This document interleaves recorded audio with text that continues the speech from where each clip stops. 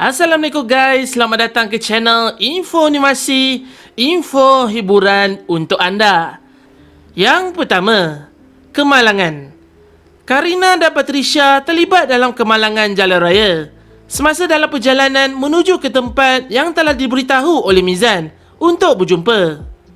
Berdasarkan novel, Mizan mengajak mereka berjumpa di restoran ayam goreng Kyochon gara-gara terliur pada hidangan ayam goreng yang dimakan dalam satu babak drama Korea yang dia dan Mina sedang ikuti sama malam. Yang kedua, konflik di sebalik tragedi. Keadaan Patricia begitu membimbangkan. Ada pembekuan darah di kepalanya. Risikonya sangat tinggi untuk dibedah. Cuma 50-50 untuk berjaya. Perkara ini mengejutkan Karina dan dia terlalu risau hingga menyebabkan dirinya pingsan. Mujur Mizan telah berada di sampingnya ketika doktor beritahu tentang perkara itu. Bila Karina sedar, dia melihat Mizan berada di sebelahnya dan dia terus bertanya, di manakah anaknya ketika ini? Mizan memberitahu bahawa Patricia telah menjalani pembedahan. Nampaknya begitu lama Karina tidak sedarkan diri dan Karina mahu Mizan menceritakan perkara selanjutnya. Mizan beritahu, sebelum Patricia jalani pembedahan, pihak hospital perlukan tanda tangan dokumen kebenaran untuk Patricia dibedah. Oleh itu, Mizan terpaksa menelefon Saiful untuk mendapatkan tanda tangan darinya. Selepas itu, Patricia terus dibawa ke bilik bedah. Pembedahan berjalan lancar, tapi heartbeat dia tidak stabil semasa pembedahan. Oleh itu, Patricia diletakkan di unit ICU. Sudah 2 malam Saiful tidak tidur di rumah dan dia tidur di hospital untuk menemani anaknya. Saiful hanya balik rumah untuk bersihkan diri. Kemudian, keluar semula. Ini membuatkan Anom panas hati melihat Saiful mula memberi perhatian pada jandanya. Disebabkan itu, Anom pergi ke hospital lalu menejar Saiful dan Karina. Nasib baik Mizan ada ketika itu dan dia pertahankan Karina. Walau bagaimanapun, Karina memberi amarah pada Saiful supaya jangan berjumpa dengan anaknya lagi. Dalam perjalanan pulang, Saiful dan Anom bertekak. Ini membuatkan Saiful mula hilang sabar dengan Anom. Dia berkata, jika benar niatnya mahu kembali semula pada Karina, apa yang Anom boleh buat? Bila-bila masa saja Saiful boleh melepaskan Anom, memandangkan Anom tidak memberi manfaat padanya. Saiful meluahkan dia menyesal menceraikan Karina dulu. Anom berasa risau setelah digetak Saiful untuk bercerai. Cerai kali kedua tanpa sebarang hasil tak mungkin berlaku. Yang ketiga, jalan terbaik. Karina risau jika Saiful menggunakan alasan kemalangan itu untuk menuntut hak penjagaan Patricia. Mizan menyatakan bahawa Karina tidak boleh menindakkan hak Saiful. Walau seteruk sekalipun Saiful dulu, tak ada yang dapat mengubah hakikat Saiful adalah ayah kandung Patricia. Selepas itu, Karina menyuruh Mizan bertanya pada Saiful berapa banyak duit yang dia mahu untuk dia dan Patricia hidup tenang. Anggapan Mizan pula terhadap Saiful seperti Saiful sememangnya mahu kembali semula pada Karina atas dasar penyesalan, bukannya duit. Namun Karina tidak akan sesekali mengambil keputusan untuk kembali semula bersama Saiful. Oleh itu, Karina mengambil keputusan untuk bernikah dengan Mizan.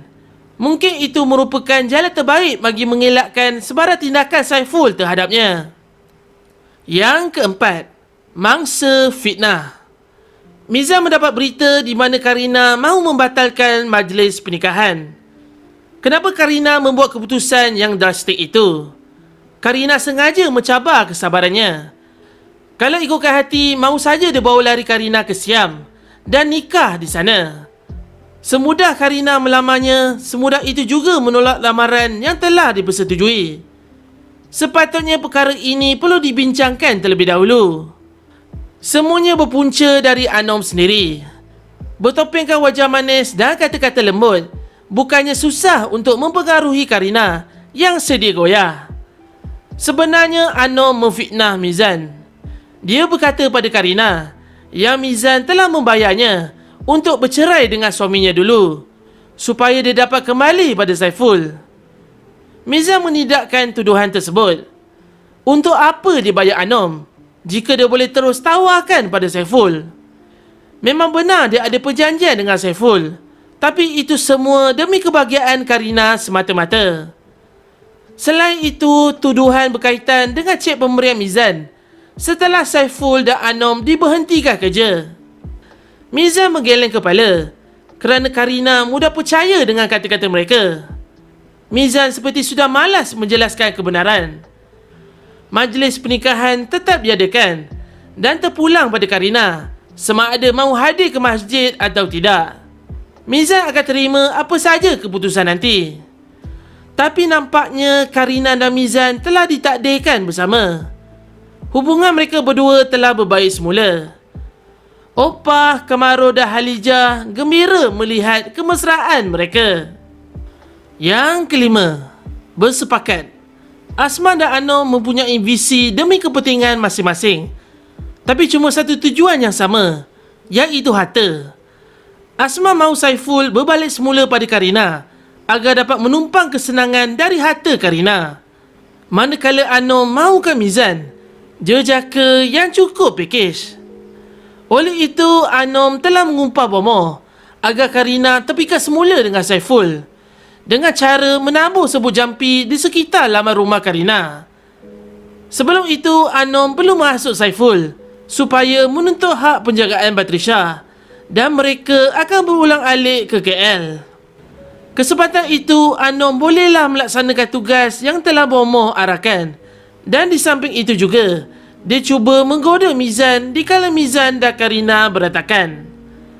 Rancangan jahat mereka perlu diselesaikan sebelum sampai hari pernikahan Mizan dan Karina dalam tempoh 2 minggu lagi. Kalau tidak, Anom perlu mengeluarkan modal lagi untuk tugasan lain untuk bomoh. Modal itu pun Asma meminta pada Mahmud. Bermacam-macam alasan diberikan hingga Mahmud percaya dengan rekaan ceritanya. Rancangan mereka dirahsiakan dari pengetahuan Saiful. Yang keenam, dihalau. Asma dan Syida dihalau dari rumah kerana perbuatan cuba mencuri dokumen kewangan Karina di bilik Syakila diketahui Mahmud. Selepas itu, mereka berdua pergi ke rumah Saiful untuk berteduh.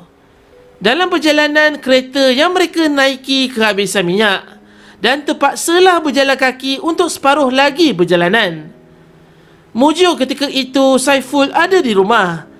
Dia balik seketika untuk makan tengah hari bersama Anom. Kemudian mereka berbincang semula mengenai rancangan jahat untuk pisahkan Karina dan Mizan sebaik Saiful pergi semula kerja.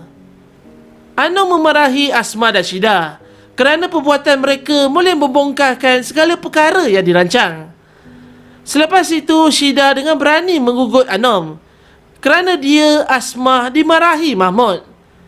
Biar sama-sama berputih mata jika rancangan gagal. Yang ketujuh, perkara lucu. Perkara lucu yang berlaku antara Mizan dan Karina sehingga tiba hari pernikahan. Antaranya, Karina masuk ke bilik Mizan secara senyap-senyap. Kisah diary Mizan. Paskot kemunculan Mizan di depan Karina. Skoding aurat Karina. Dan hari pernikahan, Karina duduk di luar masjid kerana uzur. Dan yang terakhir, yang ke-8, terbongkar. Rupa-rupanya Saiful sudah tahu lebih awal mengenai rancangan jahat antara maknya dengan Anom. Saiful ada berjumpa dengan bekas suami Anom, iaitu Rizal. Dan Rizal pun telah menjelaskan segalanya punca Anom minta cerai dulu. Tak mustahil Anom akan lakukan perkara yang sama terhadap Saiful.